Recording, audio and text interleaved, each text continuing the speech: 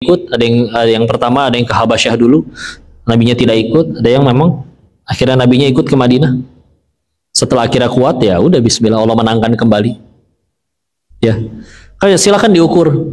Saya di sini bisa jadi manfaat apa amar ma'ruf nahi munkarnya. Tapi kalau setelah gara-gara kita amar ma'ruf nahi munkar itu mulai akhirnya rumah diteror, dilemparin batu, anak tahu-tahu diculik, ya itu udah beda cerita. Ada prioritas lain untuk menyelamatkan mereka. Ya. Kalau misalkan bismillah akhirnya kita punya kuasa, ada ini ucapannya Jack Ma ya, salah satu orang terkaya di Cina, pendiri Alibaba. Nanti kita ambil hikmahnya. Beliau pernah bilang kayak gini, orang kalau udah sukses Pak, dia kentut juga dianggap kata mutiara Pak. Tapi kalau belum jadi apa-apa, berucap seindah apapun dianggap kentut. Jangan ngomong lu bau, itu katanya. Kita Islam nikmatin, ngambil hikmahnya gimana? Alhamdulillah surga kita nggak di mulut orang. Dua, yuk bismillah, buktiin kita punya karya apa, punya kemampuan apa, sehingga dengan itu bismillah mudah-mudahan jadi alat untuk kita nyebar kebaikan. Kadang ngomong kayak cara kita nasihatin orang aja ke anak, nasihatin anak gitu, anak makin gede itu makin ngeliat ya orang pantas gak sih saya dengar omongannya, emang karya dia apa, tiba-tiba ngundang pemateri ke sekolah, dia mikir nih apa emang dia teh siapa gitu. Pantas nggak saya dengar omongannya? Oh ternyata dia punya karya ini. Oh ternyata dia pernah perjuangan seperti ini. Oh ternyata dia pernah ngalamin ini. Kan ada pembedanya kan di situ kan. Nah, itu nanti menentukan apa langkah kita untuk tadi dalam amar ma'ruf nahi munkar. Kapan harus terus maju gaspol karena kita punya alatnya? Atau ya tadi sesekali kita memang mengambil kondisi untuk jaga diri dari kemudaratan yang lebih banyak ya. Bismillah. Itu aja kan ya, atau tadi ada yang kedua ya? Kedua teh apa teh tadi? Untuk bisa terus tetap istiqomah dalam amar ma'ruf nahi munkar gitu ya. Allah yang tolong ya. Bismillah. Minta tolong terus kepada Allah. Aslinya kabar baiknya kita itu nggak pernah diukur dapat pahalanya itu setelah kebaikannya terjadi. Kayak izin contoh ya. Ada orang bilang kayak gini, 30 tahun, kok saya temenan sama dia 30 tahun, tiap hari ngingetin sholat, sampai 30 tahun dia belum mau sholat, tetap dapat pahala nggak tiap dia ngingetin? Tetap kan?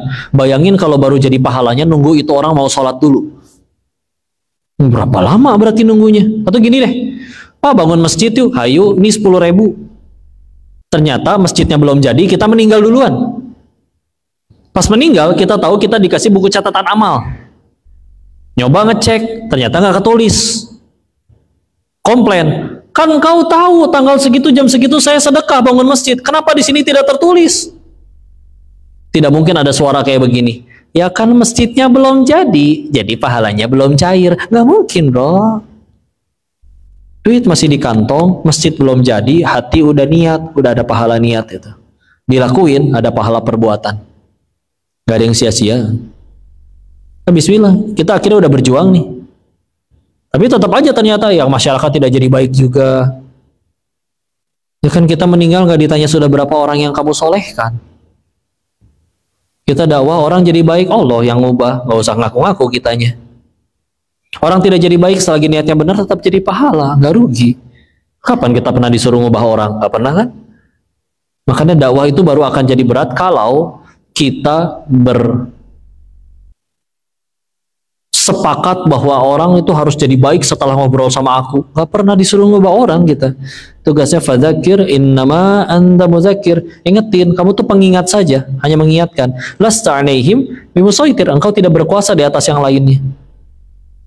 Kalau manusia dikasih kuasa oleh Allah untuk bisa mengubah satu dunia jadi soleh, harusnya satu dunia udah soleh berkat dakwahnya Nabi. Tapi ternyata jangankan kita, pamannya Nabi sendiri aja ada yang gak masuk Islam, ayahnya Ali, Abu Thalib.